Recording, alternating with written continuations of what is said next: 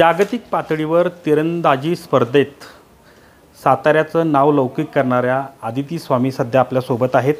त्यांच्या आई शिक्षक असं त्या आहेत. आत्ता नुकताच त्यांना अर्जुन पुरस्कार देखील सन्मानित होणार आहे आणि या निमित्तानं ते आपल्यासोबत आहेत. आपण त्यांच्याकडून जाणून घेऊया की हा नेमका प्रवास कसा होता. मी गेले 8 वर्ष झाले आर्चरी हा खेळ खेळत आहे आणि माझं सुरुवातीपासूनच स्वप्न होतं की मला पुढे जाऊन अर्जुन पुरस्कार मिळवण्यासाठी मेहनत करायची आहे आणि तेवढं मला कॅपेबल बनायचं आहे.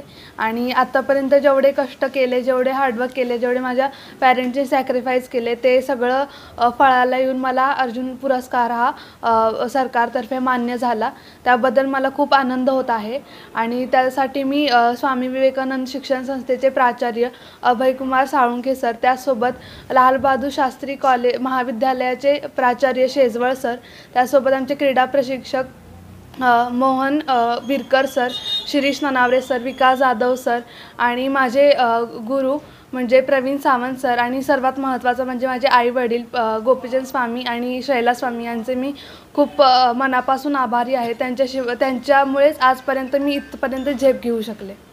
नक्कीच. खरं तर आज तू स्वतः या शाळेत आलीस, तुझा सत्कार या ठिकाणी झाला, कसं वाटते तुला? खूप छान वाटलं. मी आज शाळेमध्ये कॉलेजमध्ये आले आणि इथं सर्व विद्यार्थ्यांनी बसून, त्यासोबत सर्व माझे जे शिक्षक आहेत आणि आमचे कॉलेजचे प्राचार्य आहेत त्यांनी सगळ्यांनी माझा सत्कार घेतला.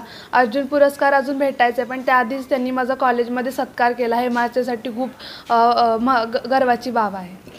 खरं तर खूप टफ स्पर्धा म्हणावी लागेल, कारण खूप मोठमोठ्या बाहेरच्या देशातून पण स्पर्धक तुझ्यासमोर होते. काय एखादा अनुभव सांगशील? एखादा अनुभव म्हणजे मी एक अनुभव सांगू इच्छिते. जेव्हा मी जर्मनीमध्ये होते तेव्हा माझा हा पहिलाच सीझन होता. मी म्हणजे डेब्यू केला होता या सीझनमध्ये. तर मला सुरुवातीला खूप अशी भीती वाटली की सगळे माझे मोठे सिनियर प्लेयर्स आहेत, त्यांनी मी सगळ्यांना टी व्हीवर बघितलं आहे, जेवढं माझं वय तेवढा त्यांचा अनुभव आहे खेळातला. तर मला थोडंसं नर्वस वाटलं होतं की म्हणजे काय होईल आपलं पुढं. पण जेव्हा मी गोल्ड मेडल घेतलं आणि आपलं राष्ट्रगान वाजलं आणि भारताचा झेंडा आकाशात फडकला, तेव्हा मला रिअलाईज झालं की आपलं वय हे मॅटर नाही करत. आपण जेवढी आपल्या चिकाटी आहे, जेवढं आपण हार्डवर्क केलं आणि जेवढे आपले घरच्यांचे किंवा आपल्या गुरुजनांचे जेवढे आशीर्वाद आहेत त्याच्यामुळे आपल्याला कोणतीही गोष्ट पाहिजे ती आपण अचीव करू शकतो. नक्कीच. मला एक शेवटचा प्रश्न सांग, काय उद्दिष्ट समोरचं आहे तुझ्या आता इथून पुढे?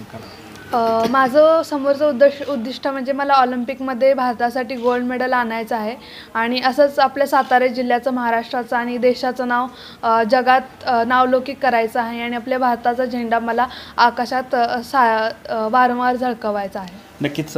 खरं तर जे मोठं योगदान आहे ते आई वडिलांचं देखील असतं. आज आई त्यांची आहे, आदितीची आई देखील या ठिकाणी आहे. आपण सांगाल काय सांगाल लहानपणापासून आदितीचं काय नक्की कशा पद्धतीचं तिची आवड होती, काय नक्की? आदिती लहानपणापासूनच जिद्दी, मेहनती, खूप कष्टाळू, म्हणजे सतत ती काही ना काही करत असायची. अभ्यासाबरोबरच खेळ. तिनं एकही दिवस असा खेळाशिवाय किंवा अभ्यासाशिवाय घालवलं नाही. त्यामुळेच ती इथपर्यंत पोचू शकली आणि तिला हा एवढा मोठा सन्मान मिळाला. शाळेतील जे कॉलेजमधील शेजवळ सर देखील आपल्यासोबत आहेत. सर, खरं तर खूप मोठी कौतुकास्पद कामगिरी आहे. खरं तर आपल्या जे कॉलेज आहे लाल बहादूर शास्त्री, या निमित्तानं काय सांगाल तुम्ही? काल अर्जुन पुरस्काराची बातमी ही कानावर आली आणि लाल बहादूर शास्त्री महाविद्यालयाचे पहिली विद्यार्थिनी अर्जुन पुरस्कार प्राप्त होते हे बघून आम्हा सर्व शिक्षकांना, विद्यार्थ्यांना कमालीचा आनंद झाला. या लाल बहादूर शास्त्री महाविद्यालयाने अनेक लाल घडवलेत, अनेक शिवछत्रपती पुरस्कार मिळवलेले आहेत, पण अर्जुन पुरस्कारापासून आम्ही थोडेसे दूर होतो आणि ते स्वप्न आमचं होतं की कुठली तरी एखादा विद्यार्थिनी ते स्वप्न साकार करेल आणि आदितीच्या रूपानं त्या अर्जुन पुरस्काराला गवसणी घालणारी ती विद्यार्थिनी ठरली आणि पहिली विद्यार्थिनी ठरली. याचा आम्हाला सार्थ अभिमान आहे. नक्कीच. या ठिकाणी पाहू शकता की सर्वत्र आदितीचं कौतुक होत आहे. साताऱ्याचा एक नावलौकिक जो आहे तो या निमित्तानं आदितीनं केला आणि यापुढं अशीच कामगिरी तिनं करावी असंच सर्वांचं मत जे आहे ते एकूणच व्यक्त होत आहे. कॅमेरामन तुषार जाधवसह संतोष नलावडे, TV9 मराठी, सातारा.